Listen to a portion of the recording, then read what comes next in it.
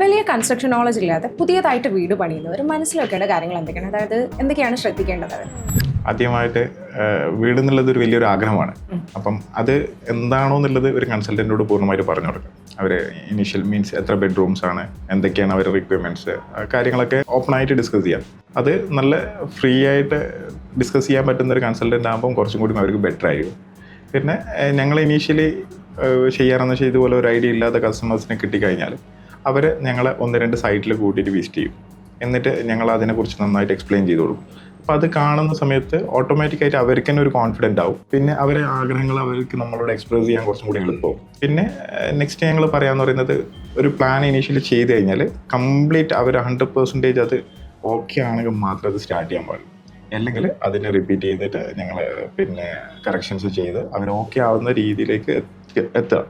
അതാണ് മെയിൻലി വേണ്ടത്. പിന്നെ ഡിസൈൻസിലേക്ക് ഞങ്ങൾ പറയാം, ഓവർ ഡിസൈൻസിലേക്ക് ഞങ്ങൾ കൊണ്ടുപോകില്ല. ഞങ്ങൾ ഒരു മിനിമൽ ആയിട്ടുള്ള ഡിസൈൻസ് അത് കൂടുതൽ ലാസ്റ്റ് ചെയ്യണം. ജസ്റ്റ് 1-2 വർഷം കഴിഞ്ഞ് കഴിഞ്ഞാൽ അതിൻ്റെ മോഡൽ ഔട്ടാകുന്ന രീതിയിലേക്ക് കൊടുക്കലില്ല.